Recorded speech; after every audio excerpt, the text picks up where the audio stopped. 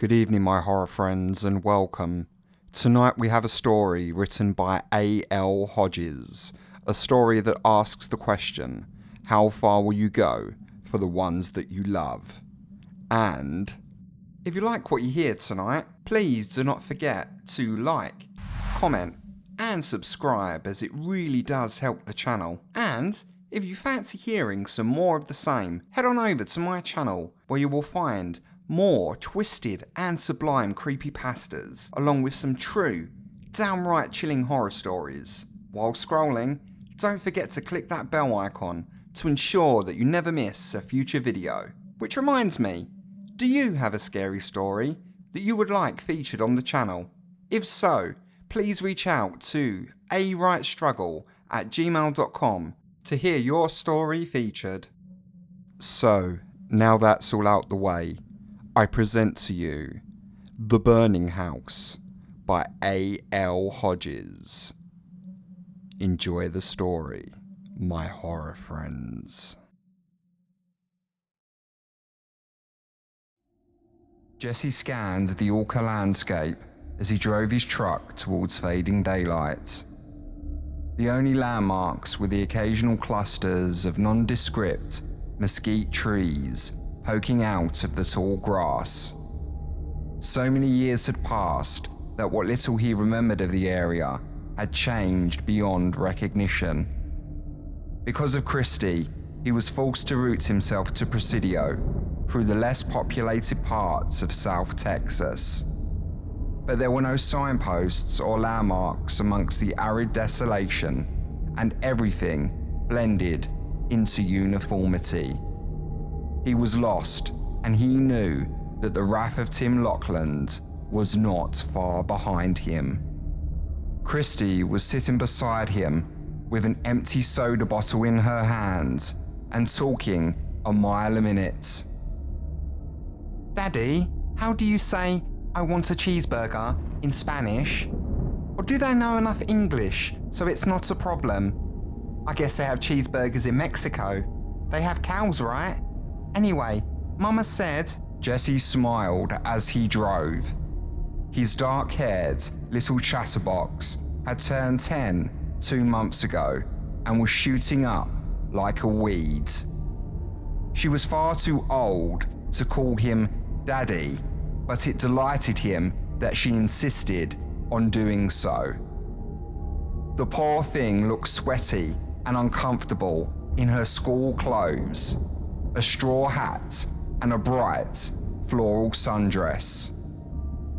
These duds were stepdaddy Lockland's idea, not Christy's. Lockland had raised Christy for most of her life, but she had about as much in common with him as she did with a crocodile. Even though Jesse only saw her every few weeks, Christy had always favoured him over Lockland.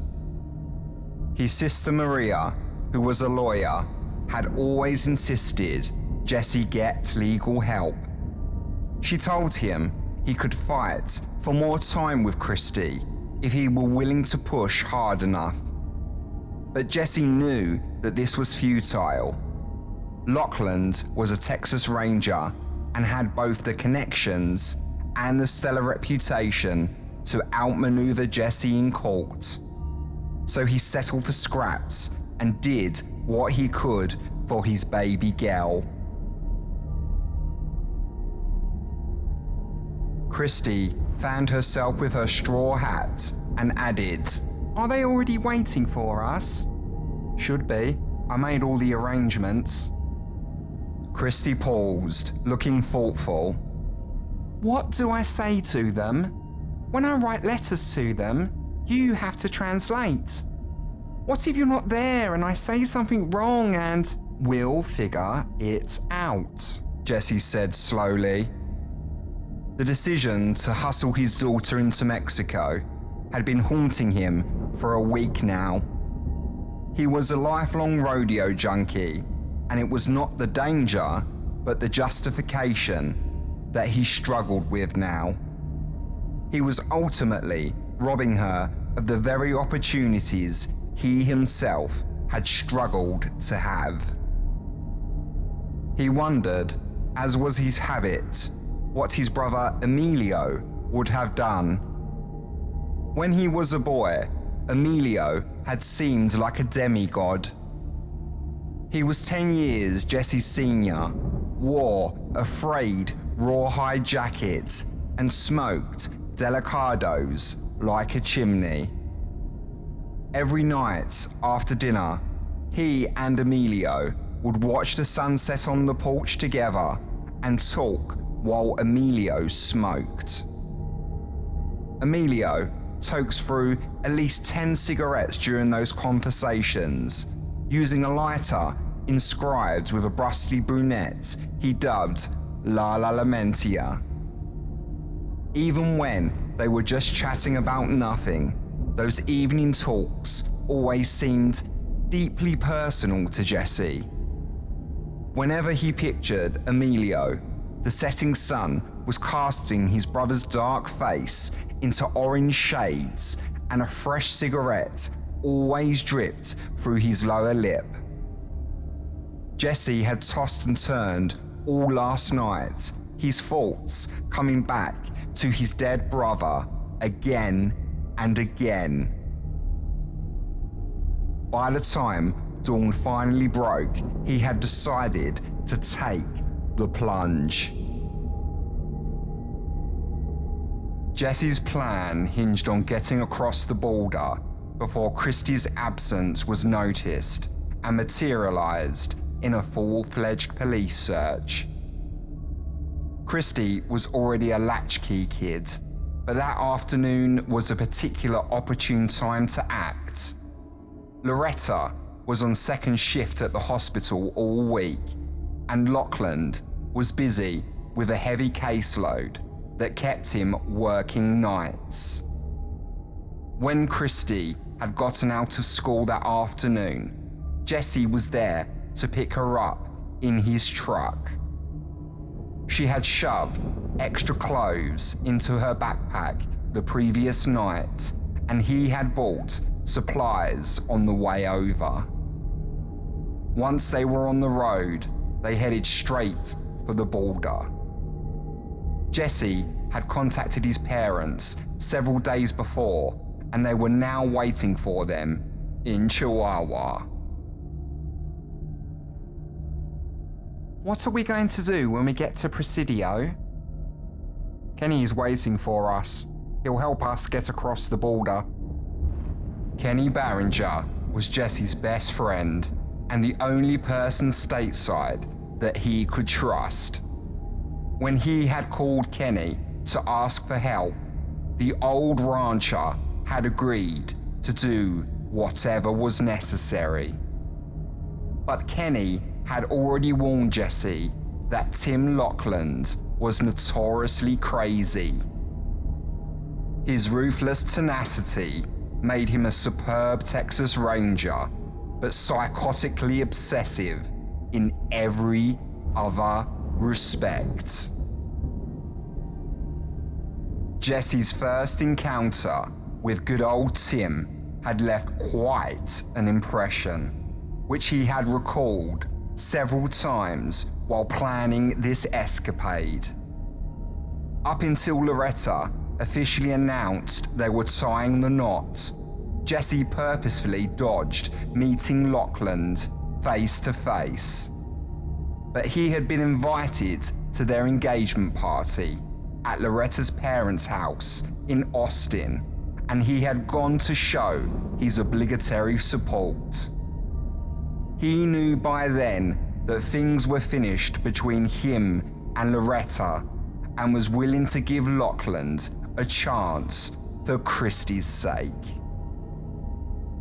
When he arrived, he was greeted at the door by Lachlan himself. "You must be Jesse," the other man had said with a smile. They shook hands, and Lachlan had looked him over with vicious eyes that shot through Jesse like X-rays. Then Lachlan had said, "You know, I put away an MS-13 kid who looked just like you." I hope he wasn't a relative. Jesse had forced a laugh. His first instinct was to knock Lachlan over, but something deep inside him had intervened. He wanted to be the better man, and even thought that showing Lachlan some civility would benefit Christy. But all during that party, Jesse watched Lachlan parade Loretta in front of guests while regretting his passivity. He wished now more than ever that he had said something. The phone in Jesse's pocket buzzed. He fished it out and glanced at the screen while watching the road from the corner of his eye. It was a text message from Kenny, who had gone ahead to scout out the roads around the border. The message was simple. They are waiting for you. Jesse sighed. Something wrong? Christy asked. A complication. Jesse muttered. I need to stop and call your Uncle Kenny. Jesse pulled the truck over and dialed up Kenny, quietly praying that he had misunderstood the text. The reception was abysmal, but Kenny's hurried voice eventually came through. Can you talk? Only a little. Alright, well, listen. I'm at a gas station just off of 67. There's at least 5 cop cars all along the highway and another 2 hanging around at the booth on the bridge. I watched them for an hour. They're checking everybody passing the border, going through the trunk, taking out their luggage. The full Monty. They know Jessie. They're looking for her. Jesse sighed. He already had a fake ID ordered from some people that he knew out in Houston. He had also grown a bushy black beard to make himself less easy to recognize. They planned to abandon his truck outside of Presidio and swap over to Kenny's, passing right through the gates under the authorities' noses. As for Christy, all they could do is hide her in the truck bed and pray for the best. It's getting dark. Maybe there's some way to hide her? We could barely slip through when they weren't on red alert, but now it's going to be nearly impossible. Look, do not come into Presidio and don't go to El Paso. Find somewhere to stop. Lachlan already has his cop buddies looking for you, and that means it's only a matter of time before somebody recognizes your truck. You and I can. Kenny said something else that faded as the signal wavered before dropping completely. Jesse pocketed the phone and sat staring at the wheel. He tried to think, but no plan formed. Christy watched him, her eyes wide. Jesse turned to her and saw the truth in her eyes. What did you say to your mother? Christy pursed her lips. She had always been a wedge between Jesse and Loretta. The couple met at the rodeo, and their union quickly bloomed into responsibilities that neither of them was ready for. Jesse was engaged to Loretta for the first year of Christy's life, but he never had money, and Loretta wanted to go back to school. Their courtship dissolved into mutual resentment by the time Christy turned 2. Come on, Jessie insisted. what did you tell her? There was a knock on the passenger side window that made both Jessie and Christy jump. Standing on the side of the road was a skinny old man in a chambray shirt and a broad hat with a frayed brim. Before Jessie could intervene, Christy was already rolling down her window. The oldster poked his scabby head into the truck and filled it with a musty smell. He gave his hat a tip. Howdy, folks. You all is looking lost. Jessie opened his mouth to speak, but his voice would not cooperate. He knew that face. It had been 20 years, but those dark eyes and craggy jowls had been burned into his memory. Christy immediately started yakking at the geezer in her quacking voice. Do you live out here? Is there any place to stop? We're really hot, mister, and we've been driving for hours. Is there any place here to get a cold soda or something? The old man's smile broadened. Well, missy, ain't much of anything out this way. This here is sparse country. Most folks who come through have something to hide from. You understand that, don't you, Sonny? Jessie remained silent. Now, if you need a place to stop for the night, The old geezer continued. you're welcome to use my old place. Don't live there no more, but I likes to have it open to strangers. Turn off on your right. You'll come to it. You're welcome to stay as long as you need. That's awful nice, Christy said. Then his eyes narrowed at Jessie. but are you a stranger, Sonny? You look right familiar. I don't know, Jessie said slowly.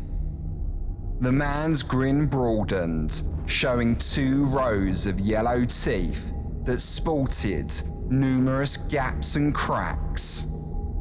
Maybe so. He said, You mind me, Sonny. Take this little missy out there quick, before you all get caught up with. What do you mean? Jessie called after him. But the man was gone. Jessie started driving again, steering the truck down the dusty roads. Daddy, did you know him? Maybe. Jessie said, He kind of looked like... but then something drew his gaze. He glanced down at the dashboard and saw the final monkey wrench in his plan, the flickering red of the tank light. What?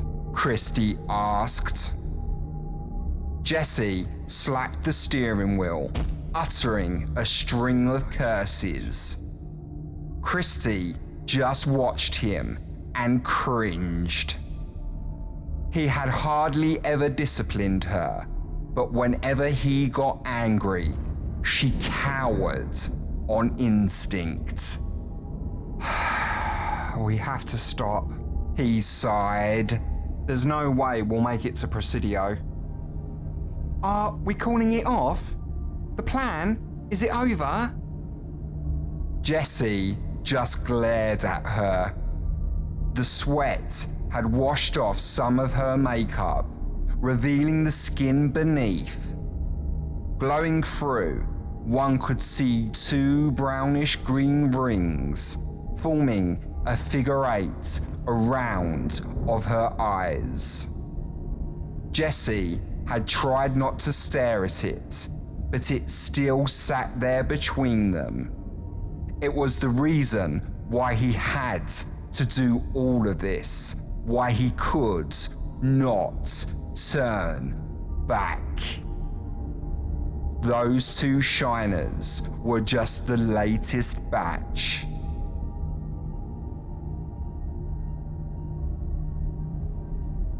They drove in silence for a while.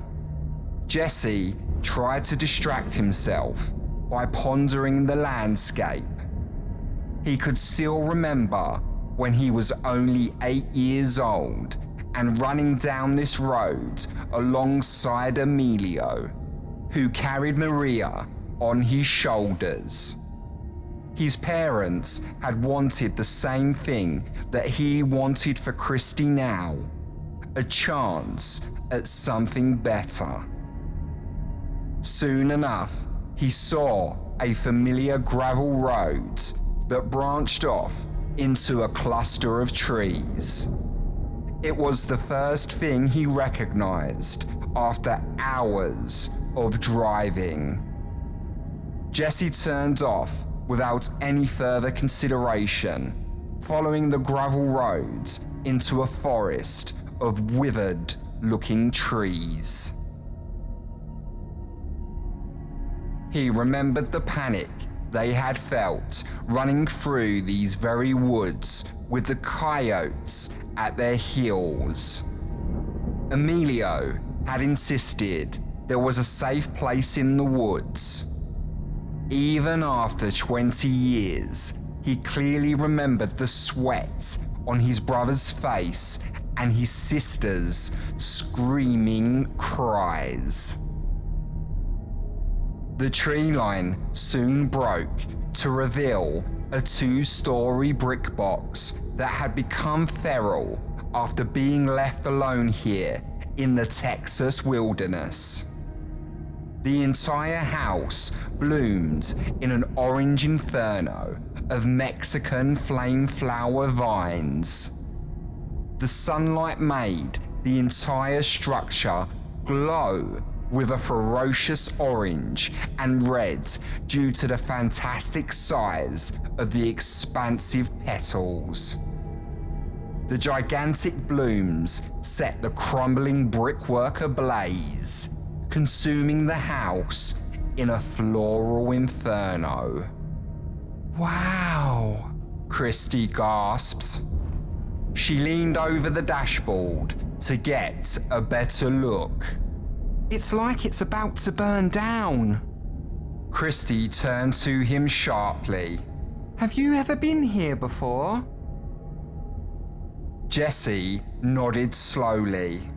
"When I and your Aunt Maria first came to America, we stopped here for a while. It used to be a safe house." "Cool," Christy gasped. Usually, when she visited Jesse, they went on a trip together. They would spend the spring and summer camping, hiking, and horseback riding at Kenny's ranch. In Christy's mind, this whole escapade was just another father-daughter adventure. As he pulled up, Jesse recalled the last time he had seen this place.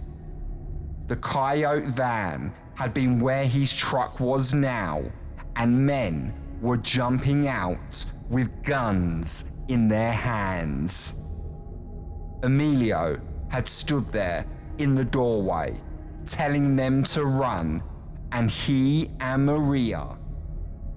And then Jesse's mouth began to tingle with a sensation that he did not understand. Thinking of that moment made his tongue sting with the taste of blood. Christy was eyeing the house with optimistic wonder. "It don't look like nobody's here," she said. "Is it haunted?" "Not that I remember," Jesse replied with a sigh. "And I don't think they've got a phone either." Christy climbed out and made her way to the porch while Jessie lingered to grab their gear. They had come travelling light, and in addition to Christy's backpack of clothes, Jessie had a duffel with his things and a sleeping bag, along with some groceries. The sun was already beginning its descent, and one way or another, they were going to be staying overnight. Do you hear that, Daddy? Christy called out to him. She was standing on the porch, looking upwards towards the treetops overlooking the house. Jessie paused and listened. He heard a heavy hum that was almost mechanical in its consistency. It reminded Jessie of cicadas. Sounds like bugs, he said as he joined her on the porch. I've never heard anything like that, Christy said warily. The front door was shedding paint like dead skin, and the window in the centre had been smashed ages ago by some projectile. Jessie tried the knob and found that it turned without resistance. He pushed into the house's dark guts and poked his head in for a precursory look. By the dim light streaming from outside, he saw wallpaper peeling in huge sheets and a chandelier sagging from a mold-stained ceiling. This place has only gotten worse, he muttered. Jessie had 2 flashlights in his backpack and took one for himself while handing the other to Christy. Jessie went in first while Christy followed close behind, their footsteps echoing through the emptiness. There was neither running water nor electricity. The downstairs had a sodden kitchen with an unstable tile floor, a decrepit living room with a hearthstone fireplace, and a door under the stairs that looked as if it went into a cellar. And yet, despite the lack of furniture, the house was far from empty. Every cranny of every room was saturated by crowds of statues that all stood shoulder to shoulder. They were of different shapes and sizes, ranging from as small as a man's thumb to as tall as a man's shoulder, and diverse in their composition. Every material imaginable was represented: clay, carved wood, even painted cardboard and paper mache. Despite this diversity, they all depicted roughly the same figure in a headdress holding what looked like a bit of rope. These strange fetishes socialized on mantelpieces, dog-piled corners, and lined the hallway downstairs like a sentry. Every step Jessie and Christy took was followed by hundreds of eyes that surveyed them with a fixed and eternal gaze. Even the walls were crowded, the wallpaper covered in layers upon layers of graffiti. Most of it was in various Spanish dialects, interspersed with smatterings of English, all rendered with paint, pencil, and even crayon. There were prayers to the Queen of Heaven, gang signs, grotesque poems about the American police, and phrases that Jessie did not recognize. But everywhere, and on every wall, A single word seemed to be ubiquitous amongst the vulgarities. Hootsie-lapoochtly. While they were exploring the kitchen, Christy gestured to a pile of statues and said, "What are those for?" "An old superstition," Jessie sighed. "They're supposed to keep this place safe." Christy picked up a clay one and turned it over. "So, do they come to life or something?" Jessie went over to the rusty kitchen sink and kicked a stack of them aside, clearing a space on the floor. He examined one dirty tile for a moment with his flashlight, then clawed at it until he found a notch just big enough for his fingertips. He pried the ceramic tile up, revealing a dark hole. Jessie reached inside and pulled a burlap sack from under the floor. With a jerk of his shoulders, he tipped the bag up and dumped out a pile of MREs and water bottles. This is a place for immigrants and border jumpers to hide," he said. "People are leaving fresh supplies here, so it's still in use." Christy opened her mouth to say something, then screamed. Jessie turned his head in time to see dark, glistening bodies spilling out of the hole. Jessie slammed the tile back into place, crushing several winged intruders in a crunch of spurting insides. "Well, that's appetizing," Jessie said grimly. He stood and wiped his hands on the front of his pants. "Come on, I'll tell you about this place." He led her out of the kitchen and into the adjacent room, walking Christy past rows of statues that curiously watched them. Like all the rooms, the floor of the living room was completely covered in statues of all sizes. They were spread out in rows across the floor, gathered like an audience centered around the fireplace. On the fireplace mantle was laid out a kind of shrine with half-melted beeswax candles on either end and a statue of the Holy Virgin resting on a pallet of dried maize and bird feathers. Hanging over the mantle was a framed photograph of an old man who looks out over the crowd as if he were about to give a speech. Jessie scanned the statues with his flashlight. "These represent Hootsie-lapoochtly, the patron god of the Mexica people. He was the god of war and the archiver of both the victories and failures of the Aztec warriors." "What's that snake thing?" Christy asked. "His staff, Xiaocoatl, the fire serpent, his weapon of judgment. The old man who owned this place told everyone who came here the legends of Hootsie-lapoochtly." Jessie was now stepping over statues, occasionally crouching to examine one with his flashlight.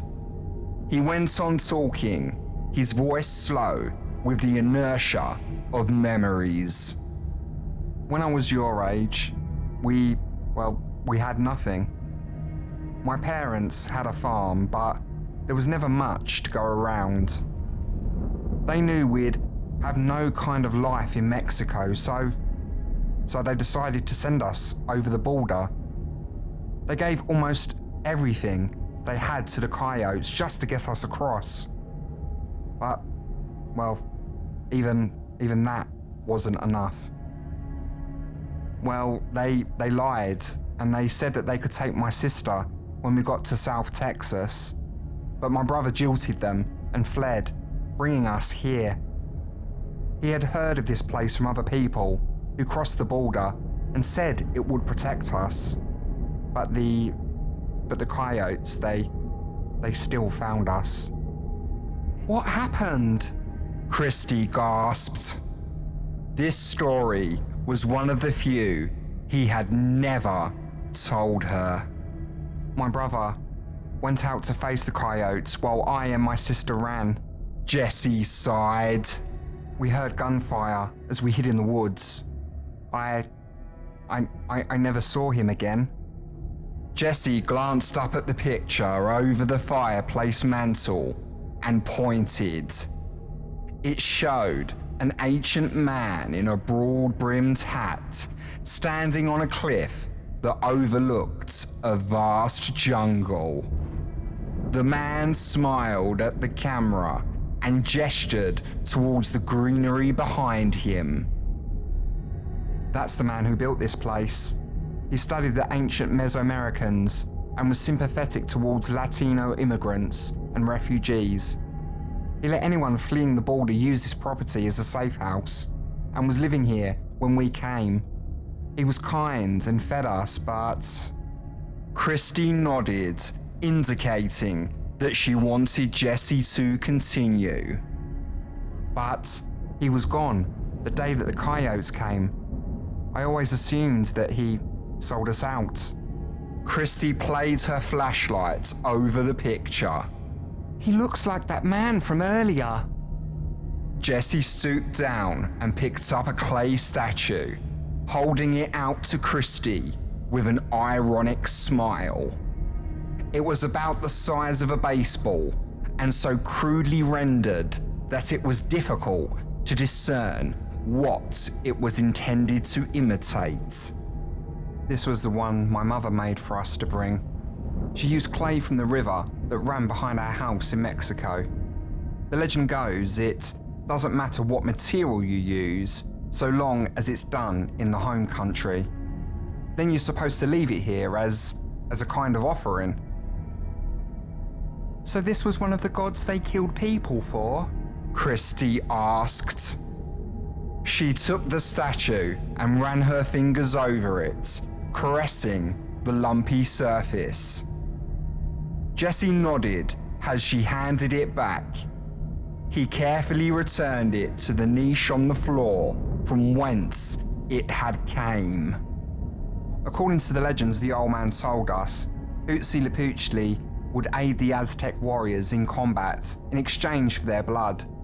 If they were of pure of heart, Huitzilopochtli would reincarnate their souls as hummingbirds.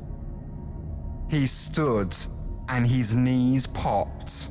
Come on, let's finish setting up. Upstairs were 3 rooms that might have been bedrooms, but only one had a bed.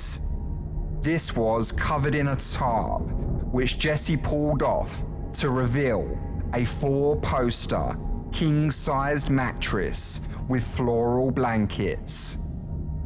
There was a wood-framed fireplace with a mantel that bore 2 oil lamps, the only other objects present.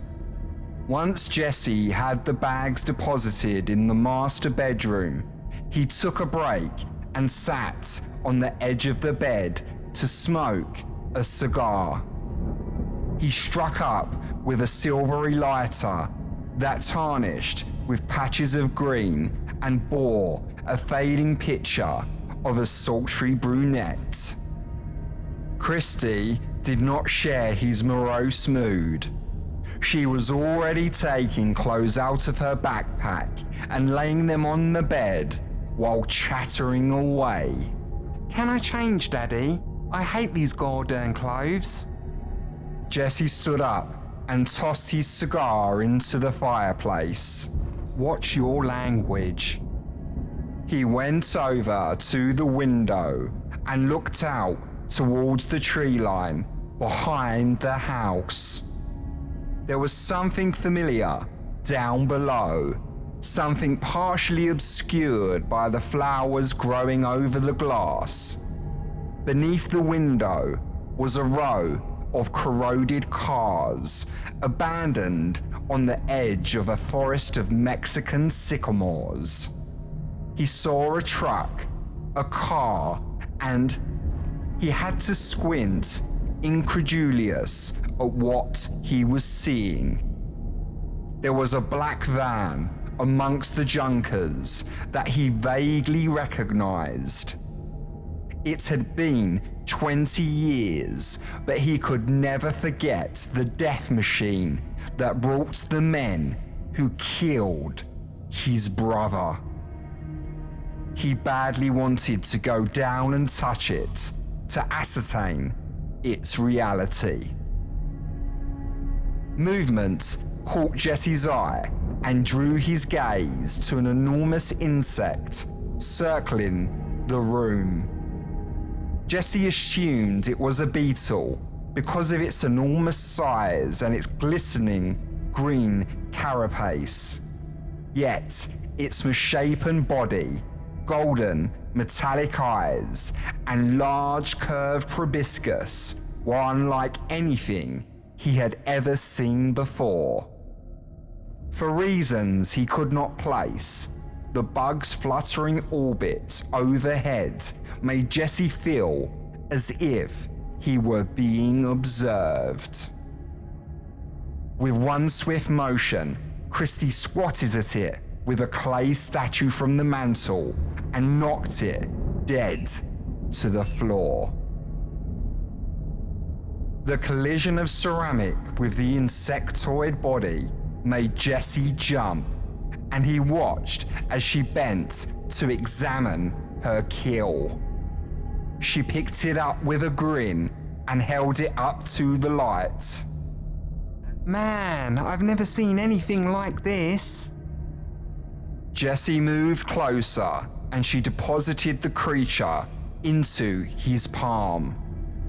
The bent angles of the legs and the oozing black veins in the wings and the bristling hairs sprouting from its body resembled nothing of the same reality Jesse knew.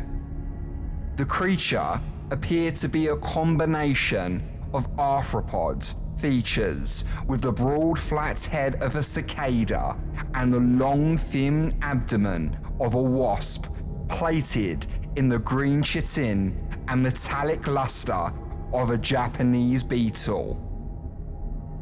The head was like that of a mosquito, equipped with a wicked chitinous proboscis that curved from between its hairy mandibles. Just touching the thing made Jesse shudder, and he quickly tipped it back into Christie's eager hands. This place might not be safe after all. Christie squinted at the bug, running her thumb over its almost smooth teal abdomen. What do you mean? Do you think they're poisonous? But Jesse did not answer. He went back to the truck to get the groceries for their makeshift supper and to give Christie time to change. As he stepped off the porch, he heard the droning hum that signified they were very much not alone. He could even see the vines twitching as ovular bodies glistened in the yellow light of the setting sun. They jumped from flower to flower, their enormous wings fluttering and clicking. As he got the grocery bags out of the truck bed, Jesse was struck again by the strange inevitability of their situation. When he had last been here, he and his siblings had sought refuge at the house, only to have the coyotes find them regardless. Now, here he was again, and he knew that Tim Lockland could locate them just as easily. The remoteness of this place had already proved to be useless once, and thus it would be meager protection against Lockland. Jesse started back to the porch with the bags in hand, thinking of the last time he had been here. He remembered waking up before Maria and finding Emilio gone. He had gone downstairs to look for him and found him sitting on the porch, staring blissfully at the sunrise. Jesse had sat down beside him and Emilio had smoked while they chatted. He had told him how to get Maria to Houston and then given him the lighter to remember his passage into adulthood. Within an hour of that talk, the Coyote van had pulled up and everything had disintegrated into chaos. Jesse had always wondered if Emilio suspected what was about to happen.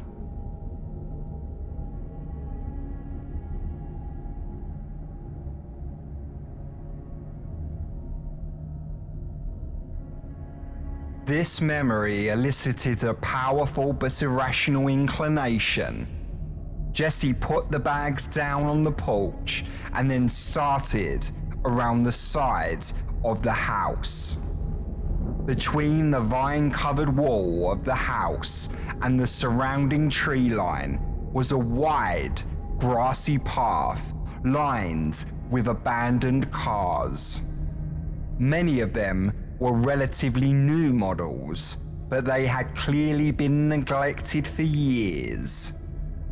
Jesse counted about 5 in all, 4 cars and a truck left to crumble in the elements.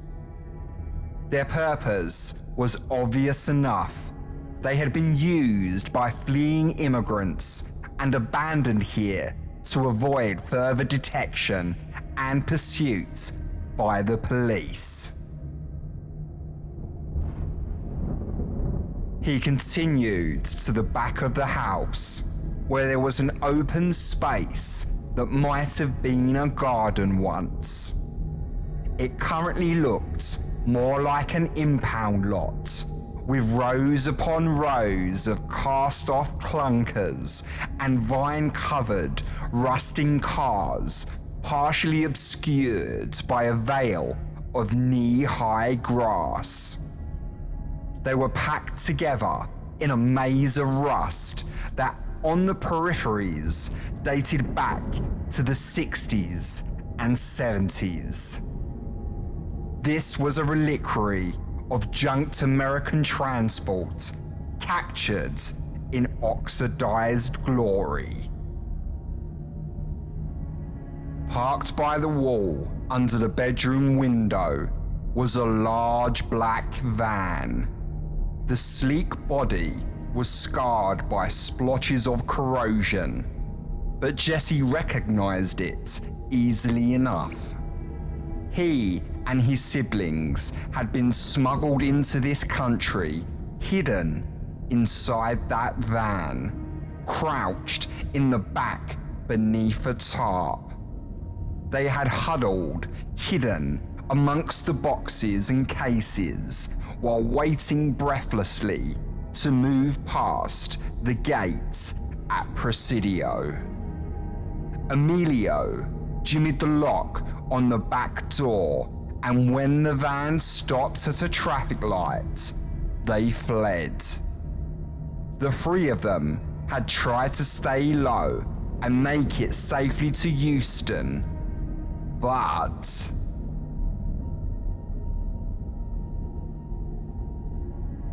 Jesse pushed his way through the tall grass and eased up to the passenger side window.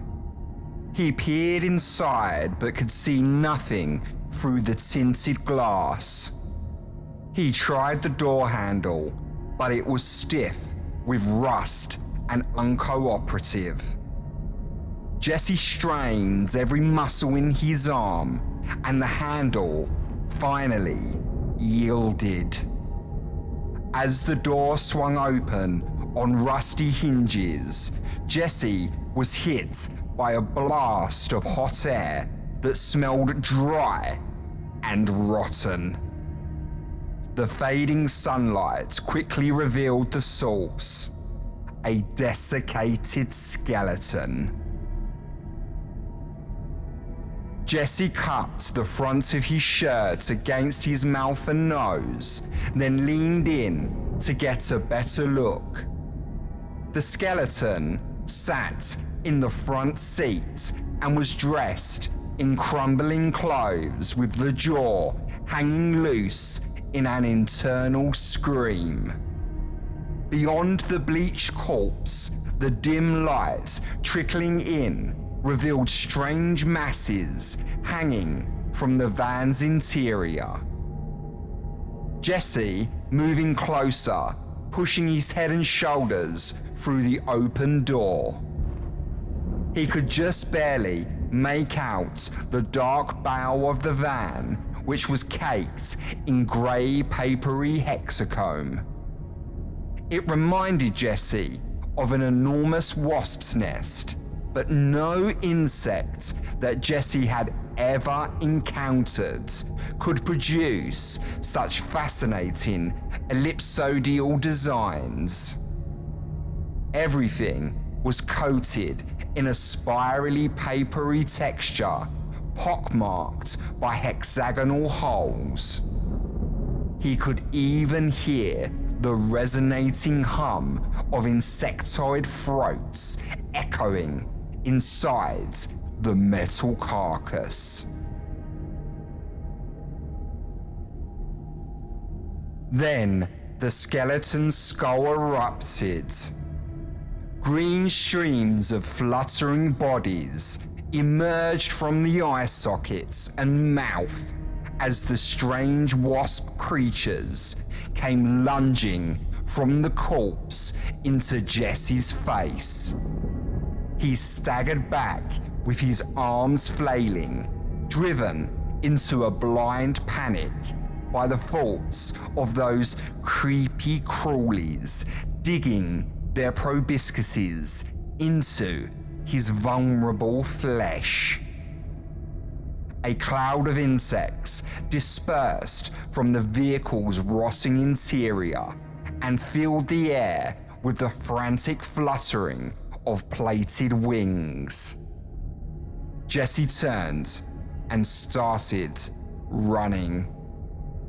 He did not stop sprinting until he was safely back on the porch and had made sure the cloud of bugs was not on his heels. He paused for a moment to catch his breath, then snatched up the grocery bags.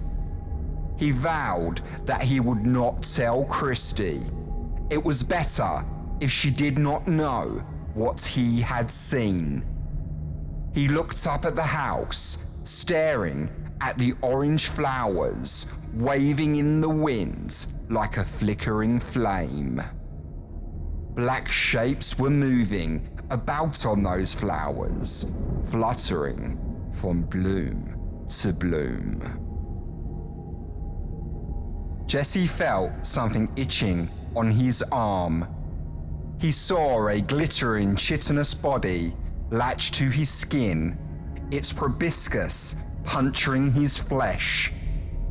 In horror, he slapped it and released a splotch of blood. When Jesse got back upstairs with the grocery bags, Christy had changed into her jeans and a t-shirt. It was past sundown, so Jesse made a fire in the bedroom fireplace and they sat on the hearth to eat a dinner of beef jerky and potato chips. Jesse told Christy funny stories about the rodeo and about legendary bulls that had names like Big Jake and The Killer.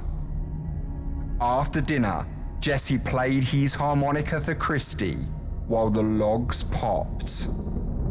The evening dragged, and soon they both fell silent while staring into the flames. Daddy? Yes, baby doll? Mama said that you changed your name. that it used to be Jose. Jesse sighed. Yes, baby doll. It was. Jose Salguera. Why did you change it? Because rodeo circuits are for white all-American boys. When I went to compete in my first amateur outfit, back when I was a kid, they wouldn't even let me put my name on the roster. So, I called myself Jesse, to seem more like a true blue Texan. After a while, I just changed it legally because it made things simpler. That's a silly reason to change your name. He just shrugged. It seemed like a good one at the time. I taught myself English, did my best to dress like all the cowboys and ranch hands at the rodeo. Did everything that I could to fit in. After a while, it just became a habit. Your grandpa and grandma in Mexico weren't happy about the change though. They named me and my brother after my grandfather and his brother. I'm sure they're proud of you anyway. He let her have the bed and slept on the floor in a sleeping bag, a sacrifice she appreciated. He tried to call Kenny, only to discover that he had no reception. With nothing left to do, the two finally bedded down for the night. Christy's breathing slowed after about 10 minutes or so, but Jesse lay awake on the floor for a long time. He stared at the dark ceiling and wondered how they were going to get to the border. The truck would never make it to Presidio, and walking to the border wall would be slow and dangerous. Plus, Lockland was a Texas Ranger. He had ways of finding people, and it would not be long before the walls closed in. Jesse's mind kept wandering back to the last night he had spent here, when he and Maria had shared the bed Christy was laying in now. Maria had cried all night, and he had tried ineffectually to comfort her. Emilio had sat in the other room with the old man, and they talked until dawn. Jesse had heard them whispering in a conspiratorial tone, and he had listened in vain to their soft voices all night. The nature of their conversation was still a mystery to him, but he assumed it had led to the trap sprung on them the next day. And thinking of Emilio brought again the salty taste of blood coating his tongue. Lying in the darkness, Jesse discovered a growing awareness of another presence. He opened his eyes and saw that someone was crouched over him. He jerked up into a sitting position, but a firm hand touched his shoulder.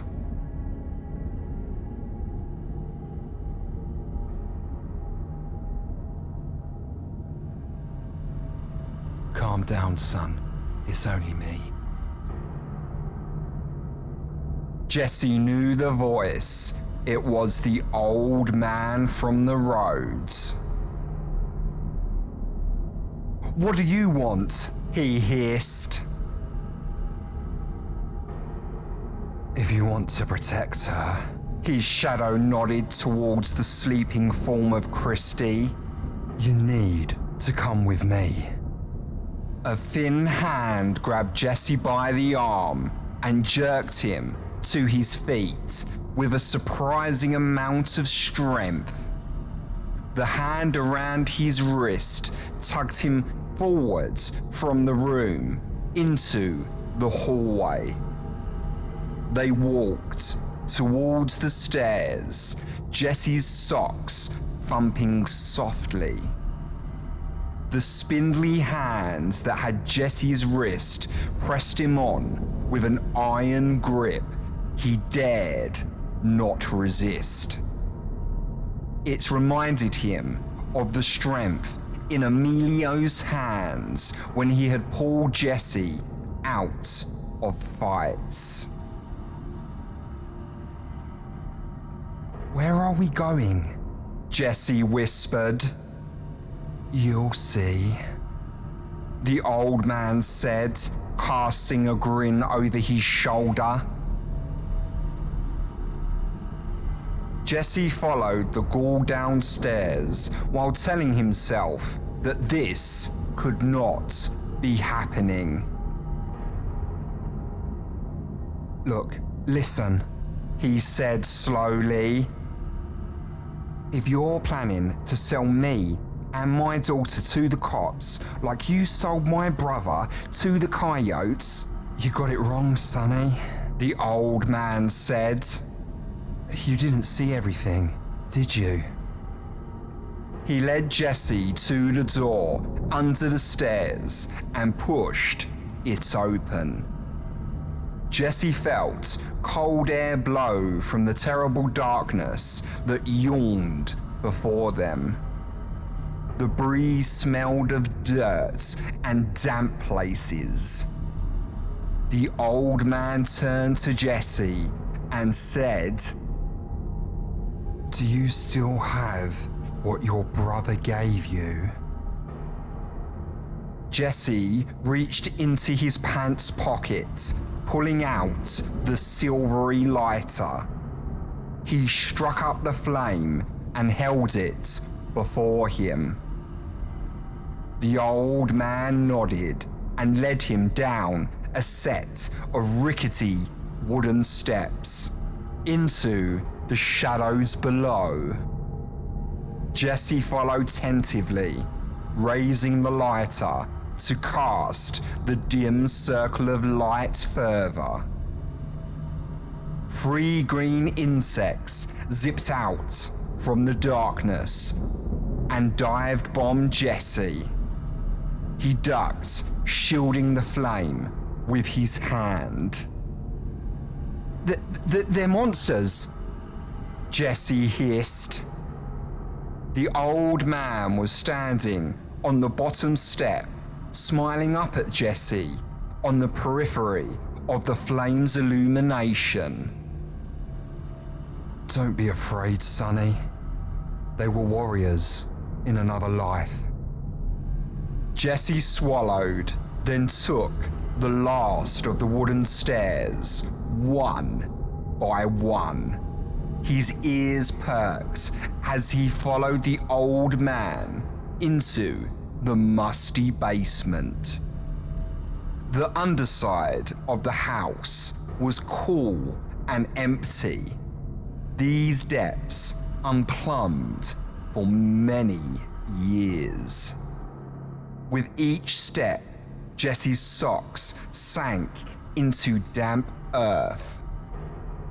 All he could see was the red dirt floor and the back of the old man walking a few feet ahead of him.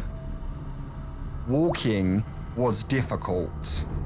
Roots, thick as a man's arm, veined the floor and tripped Jesse up every few seconds.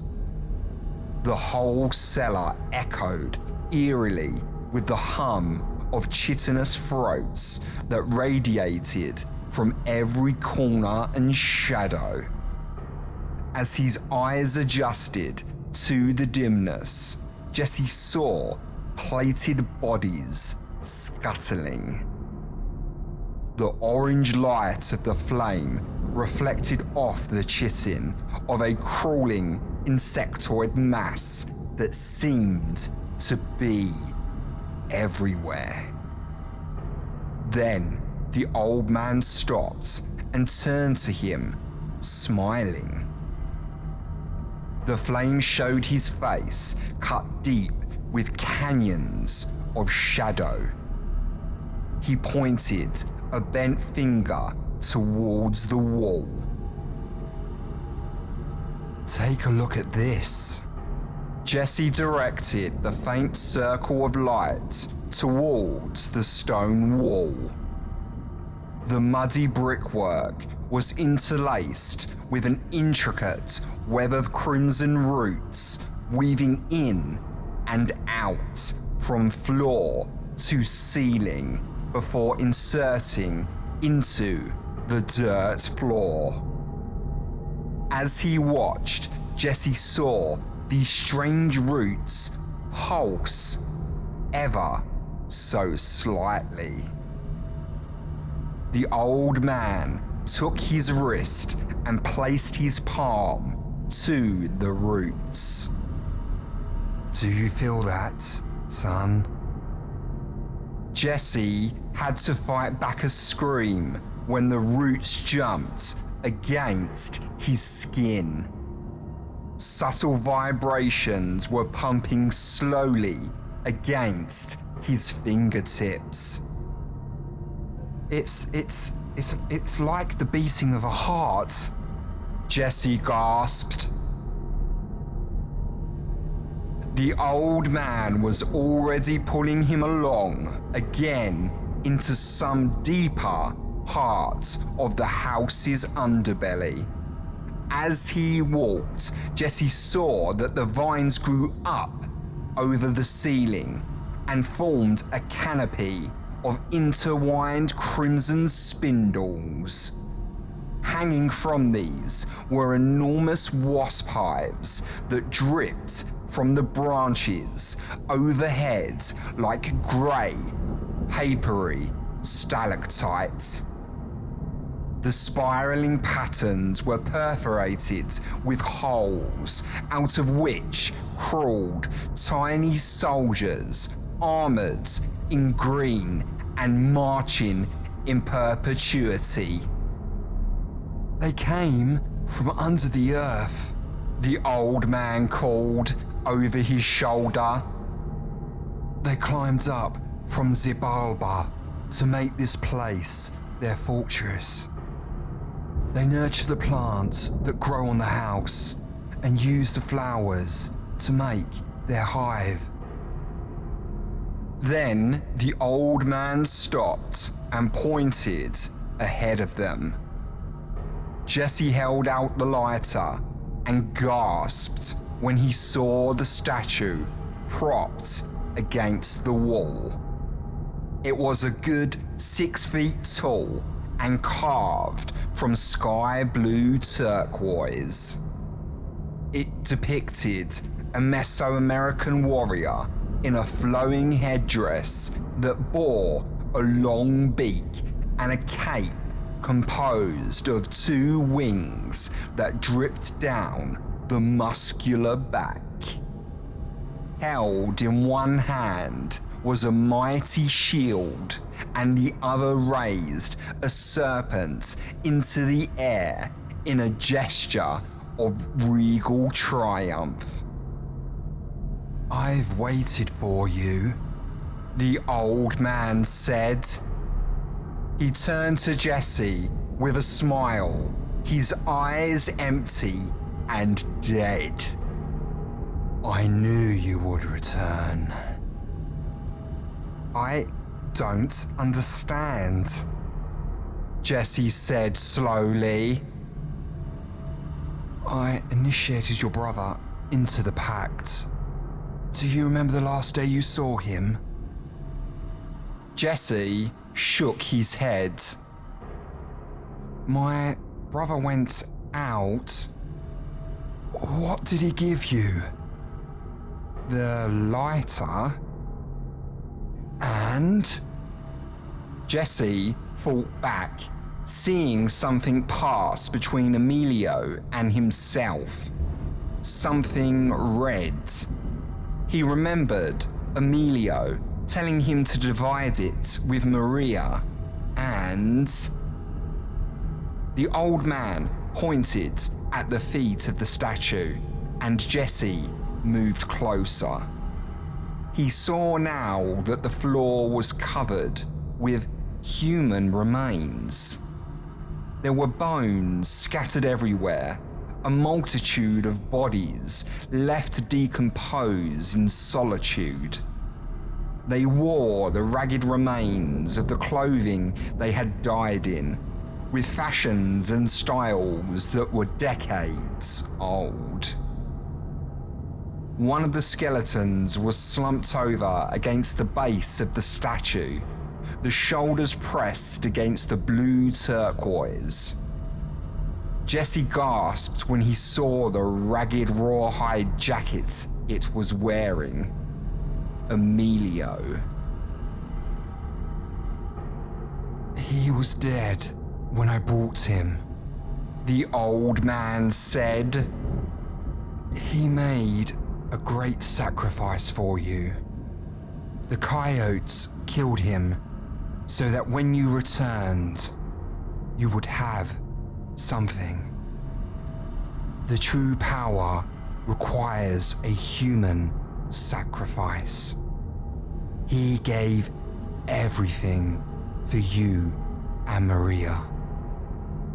As Jesse crouched to examine his brother, he saw that the base of the statue had red vines protruding from under it. These were thick and deep, like the roots of a tree, and they visibly throbbed. These vines branched into tendrils that had wrapped themselves over his brother's ribcage and penetrated the sockets of his skull. He was now one of the many that the statue had fed on, a vital nutrient in the power of Huitzilopochtli. I was an archaeologist once, the old man said. In my research, I heard of a forgotten temple carved into the caverns beneath Cerro Mohinara. It took me a lifetime of searching to find the secret entrance and plumb the depths no human has seen for thousands of years. This statue was the centerpiece of the temple, a relic created by the ancient Aztecs before they built Tenochtitlan. It was worshipped by a brotherhood of great warriors and contains the power of Huitzilopochtli. He gestured to the statue's chest. Put your ear to it. Jesse hesitated, then did as he was told.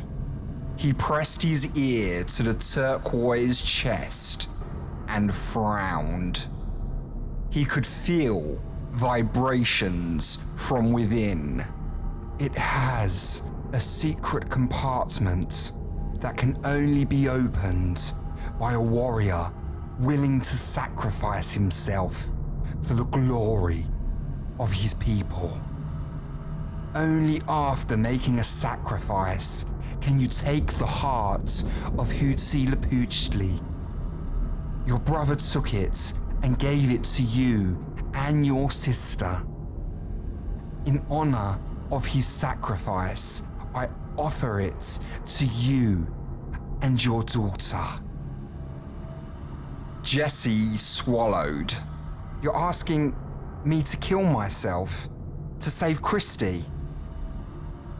The man that you're afraid of is already coming to kill you. And maybe the girl too. He doesn't like to be cheated. I can run, Jesse said. They'll find you, He's got friends waiting for you, even now. You can't escape, but maybe she can. Well, what do you want?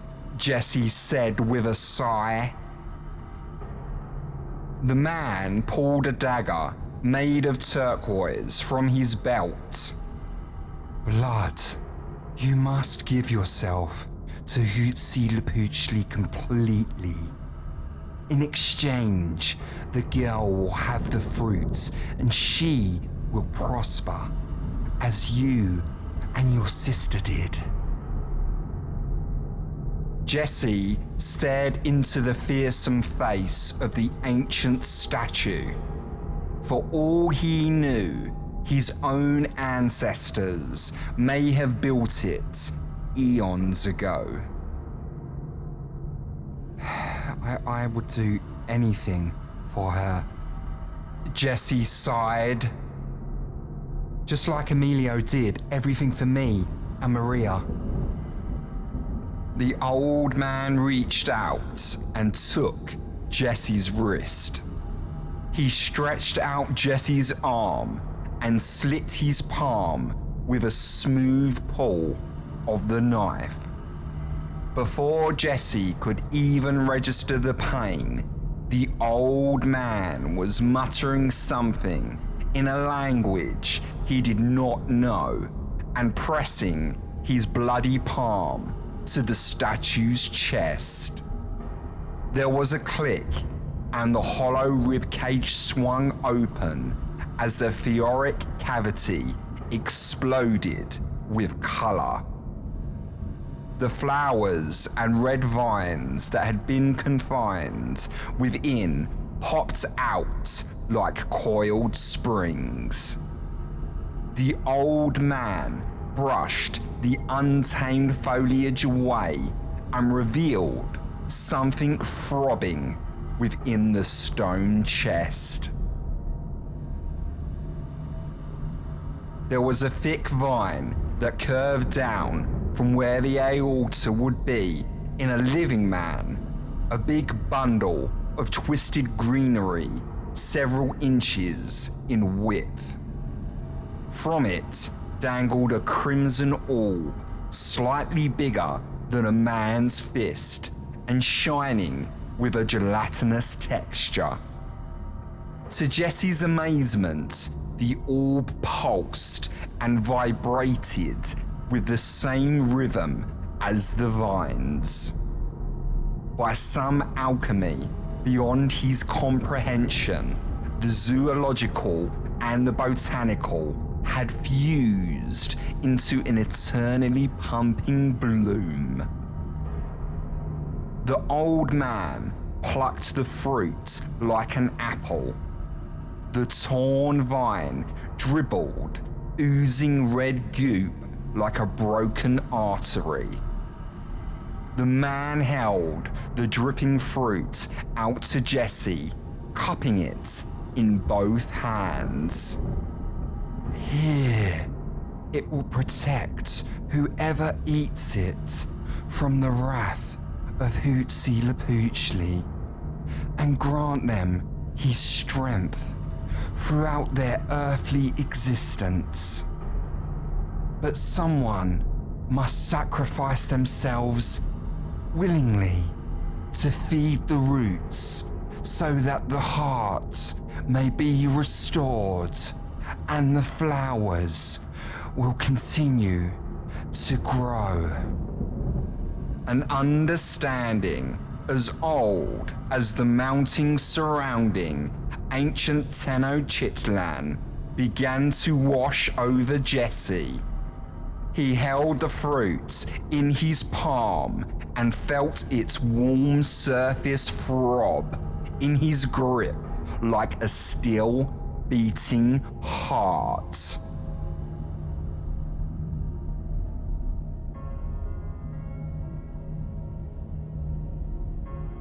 A large Chevrolet truck pulled up the drive to the house and parked alongside the porch. The door opened and a raw-faced, bony man got out, his black boots stomping the dust as he did so. He wore a felt Stetson and aviator sunglasses, looking like he was ready to do business. The craggy face held a stiff expression that mixed both boredom and cynicism. God was not mocked, and that went double for Tim Lockland. Lockland had known something would happen because of Christie. Miss Motormouth had let it slip to Loretta that her father was planning something. He thought of intervening, but realized it would be much sweeter to wait and catch Jesse Sheldon in the act. When Christie had not come home from school, he had known immediately who was to blame. The highway patrol had not picked Jesse up, so he knew he had taken a side road.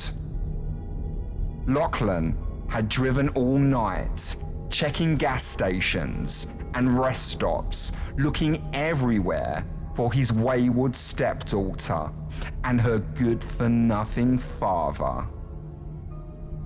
He had been told about this place by a waitress at an all-night diner where he had stopped for coffee. Apparently, the local county had a hard time with illegals sneaking in and using an abandoned farmhouse hidden in the countryside as a waypoint. It had sounded from the outset like the perfect place for two refugees to squat. It had taken him several hours just to find the isolated old house, but his patience had been rewarded. When he had seen Jesse's truck from the driveway, he knew he had hit the jackpot. Howdy. Lachlan jumped and looked down. The door was open and Jesse was leaned up against the frame, wearing a broad smile. "Where is she?" Lachlan snarled. Christie? Well, she's fine." Lachlan's hand went to his belt and came back with a .22 pistol. He had brought it specifically for the wonderful moment when he and Sheldon finally locked eyes. "Tell me where she is. No games." Jesse tipped his head over his shoulder. "She's inside." Lachlan gestured with the gun. "Back away from the door." But Jesse stood his ground. I don't think so, Tim." Lachlan snorted. "If you've got friends in there, Sheldon, you can forget it. I've got pals just up the road in Presidio and more looking for you all over Austin and Corpus Christi. You've got nowhere to run."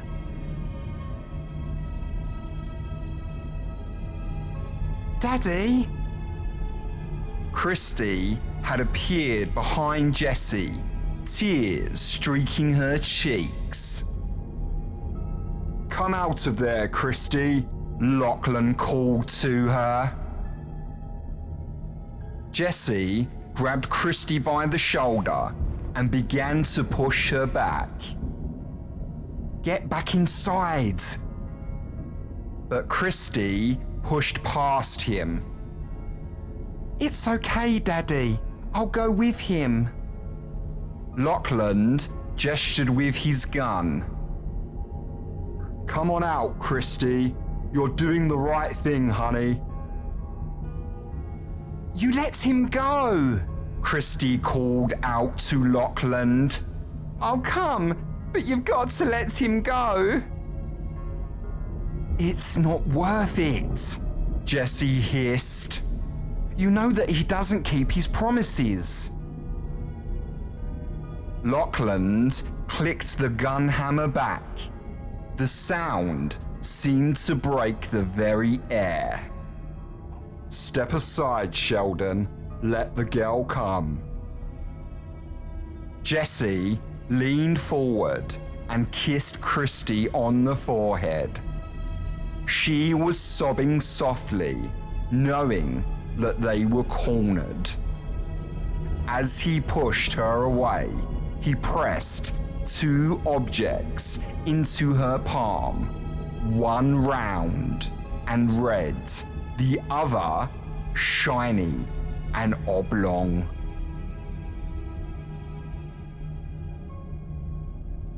Eat this and run. Uncle Kenny is waiting for you in Presidio. Christy stared at him for a moment, then turned and started out. Jesse watched her go towards Lachlan, who still had his gun pointed at him. You really thought you could get away with it, didn't you? Lachlan called over to him. You know, I almost feel sorry for you, Sheldon. Christy now stood only a few feet from Lachlan, who was glaring at her from behind his shades. Let Daddy go, Christy said. He didn't mean anything bad. He was just trying to help. Lachlan smiled, and she knew at that moment that he had no more intention of letting Jesse go than a hungry wolf had of releasing its prey. You can't, Christy howled.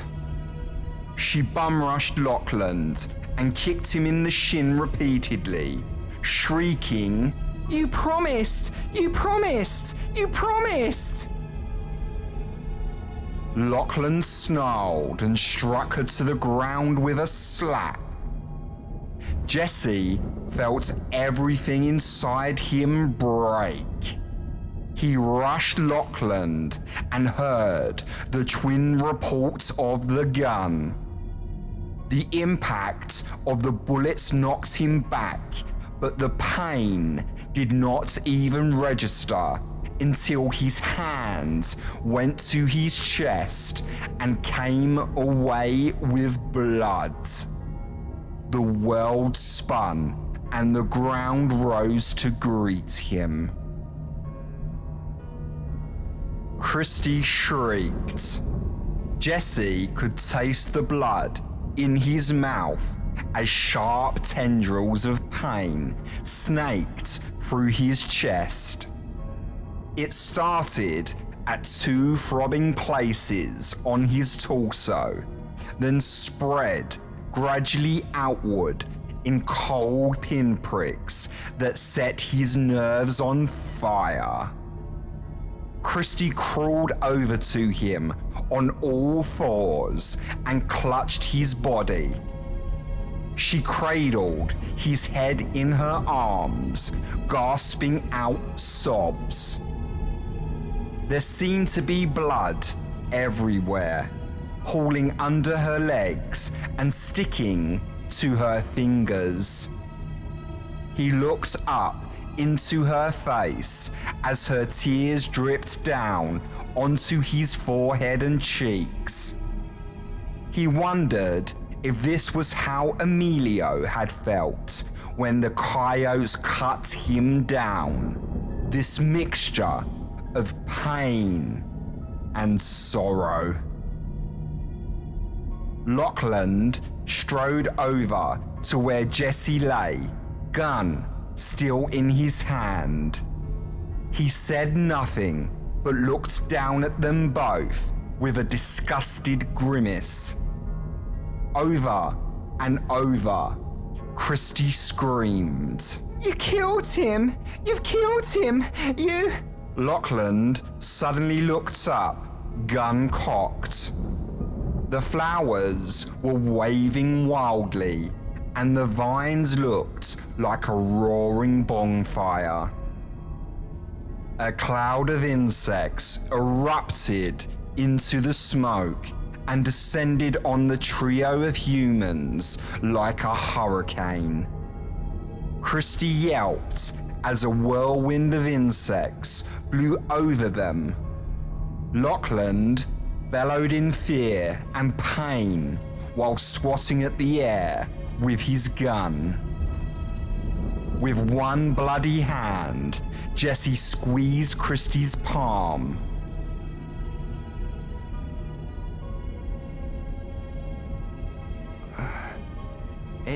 Eight, he gasped. It will protect. Lachlan screamed as the full weight of the house's armada descended on him. The hand of Huitzilopochtli grabbed him, and his flesh seared with the flame of 1,000 pinpricks. Fluttering bodies were everywhere, grabbing onto his clothes and coating his face with a chitinous legion. He flailed and staggered under the mound of insects as a vengeful army buried him alive. Millions of proboscises punctured his skin, legions of swords draining his blood, drop by drop. The black bodies swelled as the warriors of Huitzilopochtli feasted. Lachlan fell to his knees, his screams strangled as they marched across his tongue and into his throat. He finally collapsed, lying still while the insects fluttered away from his shriveled corpse. They went to the flowers sprouting from the house and jabbed their proboscises into the vines, injecting them with the white man's blood. The old man stood in the doorway like a buzzard, arms crossed, watching the final scene between father and daughter. Christy was standing up, blood dripping from her nose, and the half-eaten red fruit clutched in one fist and the lighter in the other. Thick red juice formed a stamp around her mouth. She staggered, her legs wavering, her whole figure slumped. The swarm cut a broad circle around her, dispersing as they concluded their meal. She looked down at her father, who was sprawled out on the ground in a pool of blood.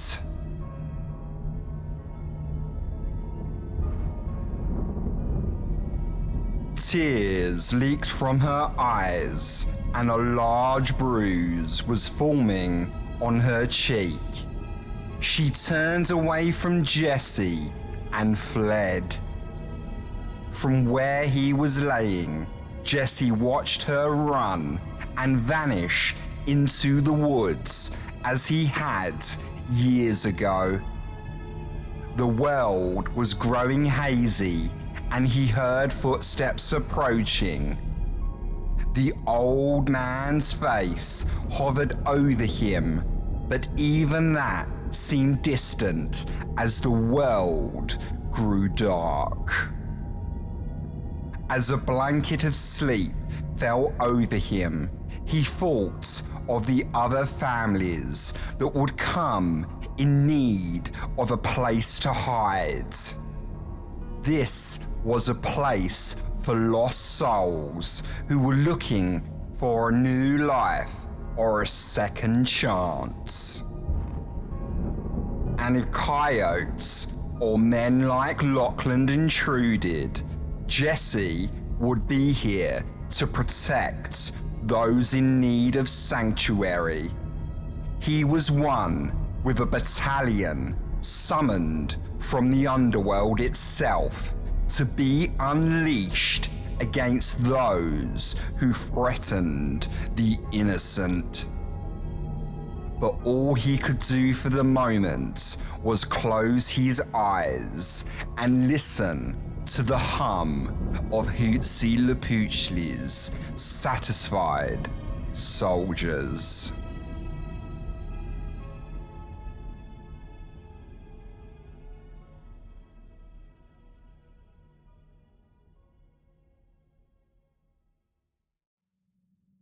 If you're still here, once again, that was The Burning House by A.L Hodges. That story was absolutely fantastic, and it was an absolute pleasure to be able to narrate that. On top of that, it was an absolute honour, so I would like to say a very special thank you to A.L Hodges for allowing me to narrate such an incredible piece of work. Now, A.L Hodges is quickly becoming a friend of the channel, so if you do have a moment, please do check him out on Twitter. I will drop his links below in the description to stay up to date with anything that he's doing. And if you liked that story, I actually done another story before by A.L Hodges called Salamander Crawl. You can find that in the same playlist that this video is in. And also, if you did like what you hear tonight, please don't forget to like, comment and subscribe, as it really does help the channel to grow.